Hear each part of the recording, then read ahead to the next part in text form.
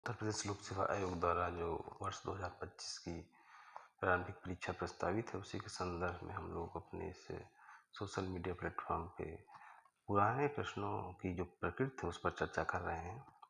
देखिए, अभी जो प्रश्न आए हैं पिछले एग्जाम में, उसमें देखिए इतिहास के ये जो प्रश्न हैं 2-3 मैं इसको आपको यहाँ पे डिटेल में दिखाने का प्रयास करूँगा कि निम्नलिखित घटनाओं का क्रोनोलॉजी बताइए क्या है। अगस्त प्रस्ताव, कैबिनेट मिशन योजना, शिमला सम्मेलन, क्रिप्स मिशन। तो आप ये जानिए कि उत्तर प्रदेश लोक सेवा आयोग द्वारा आयोजित होने की परीक्षा में एक क्रोनोलॉजी का प्रश्न 1 से 3 तक प्रश्न आ सकता है, रहा है ऐसा। पुराने प्रश्न हमेशा आता है, चाहे एक प्रश्न तो डेढ़ से और आना है। तो आप क्या करें कि जो आधुनिक भारत है, एक तरीके से आपके आधुनिक भारत में 1857 से आप जोड़ लें तो 1857 से लेकर 1947 के बीच में जो महत्वपूर्ण इवेंट हैं उसकी एक ईयर वाइज लिख करके वो बना लें और उसको याद कर लें। एक प्रश्न आपका ये निश्चित रूप से कंफर्म हो जाएगा। भारतीय संविधान के अनुच्छेदों को लेकर के इस तरीके के प्रश्न सीधे सीधे हर साल आते हैं, इससे ज़्यादा डिटेल पढ़ने की जरूरत नहीं है। और जो पुराने प्रश्न हैं उन्हीं को आप दोहराएंगे तो उसी से आपको एक बढ़िया सेटअप माइंड में तैयार हो जाएगा परीक्षा के ध्यान में रखते हुए। ये देखिए, ये सीधे इस तरीके से आर्टिकल को पूछ लिया जाता है, आर्टिकल मिलाने को आ जाता है, पार्ट पूछ लिया जाता है, और ये जो स्पीकर और जो विभिन्न समितियां बनी हैं संविधान निर्माण के दौरान, वहां से प्रश्न आते हैं।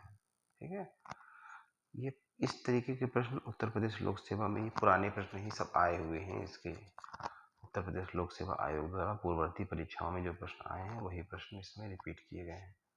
पहला भारत रत्न पहले वाला प्रथम पाने वाला प्रथम भारतीय।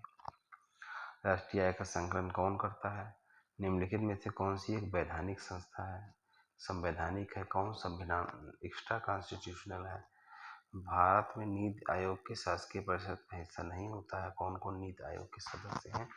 नीति आयोग किसके स्थान पर आया? पूर्व पहले इसको क्या कहते थे? करों का वितरण कौन करता है?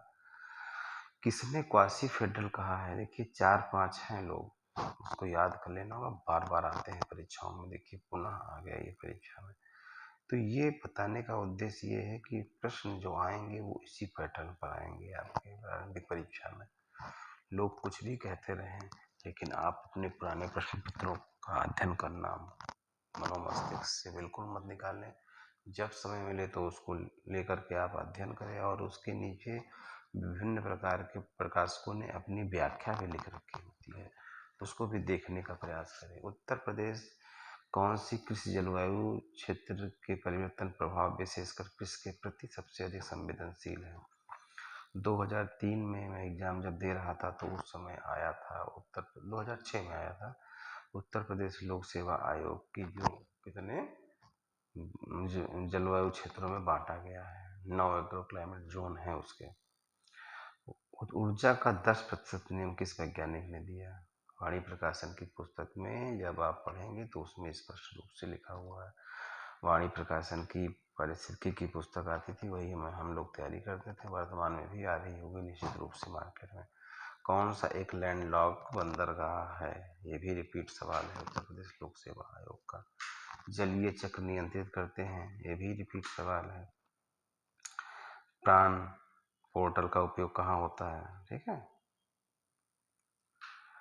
निम्नलिखित में से कौन से राज्य में उच्चतम जनसंख्या घनत्व पाया जाता है? तो ये प्रश्न सदैव इस तरीके से आते। अब देखिए इस यूडीए में ये भी प्रश्न था, उत्तर प्रदेश लोक सेवा आयोग में प्रश्न रहेगा नहीं।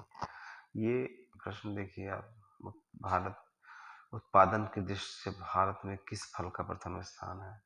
किसान कॉल सेंटर की शुरुआत कब हुई थी? धान और रोग, ये भी प्रारंभिक परीक्षा में प्रश्न आ चुका है। नगदी फसलें कौन सी हैं? तो इस तरीके से हम ये केवल बताने का प्रयास यहाँ पर कर रहे हैं कि पहले भी इसी तरीके के प्रश्न आते थे, पिछले वर्षों के रिपीट प्रश्न और यूपीएससी के वन लाइनर प्रश्न तथा यूनिक पब्लिकेशन की जो मोटी वाली पुस्तक है उसके पीछे जो प्रारंभिक परीक्षा के प्रश्नों का कलेक्शन है, वहां से प्रश्न सीधे सीधे आए हैं। हम लोग अपने तैयारी के समय में उन प्रश्नों को आत्मसात करते थे, क्योंकि एक भी प्रश्न कटने का, गलत होने का मतलब होता है कि परीक्षा से बाहर। और उस समय जब परीक्षाएं केवल 200 300 सीटों पर प्रारंभिक परीक्षाएं होती थी, बहुत कड़ी प्रतिस्पर्धा होती थी। अब तो खैर 2010 के बाद से सीटों की संख्या लगातार बढ़ी है। 900 800 सीटों में प्रारंभिक परीक्षा के परिणाम आने लगे हैं, जिससे कि प्रारंभिक परीक्षा में सफल होना कुछ हद तक आसान हो गया है। लेकिन एक दौर वो भी था जब 300 400 सीटों पर प्रारंभिक परीक्षा होती थी और एक एक प्रश्न बड़े मायने रखते थे। खैर अब निगेटिव मार्किंग में भी उसकी महत्ता उतनी ही हो गई है। देखिए, लोकसभा चुनाव 2024 कितने चरणों में संपन्न करवाए गए, ये प्रश्न चरण पूछ लेगा। चरण के बाद उसको एज के हिसाब से मिलाने को पूछा जा सकता है। ठीक है। निम्नलिखित में से कौन सा निर्यात प्रसंस्करण जोन है? 2025 में कितने व्यक्तियों को पद्म विभूषण पुरस्कार से सम्मानित किया गया? तो इस तरीके से मित्रों ये एक परीक्षा के प्रश्नों का पैटर्न रहा है, जिसको कि मैंने यहाँ साझा किया। पुनः अगले वीडियो में मैं फिर अपने इस तरीके के प्रश्न पत्र को लेकर के डिस्कस करूंगा। नमस्कार मित्रों।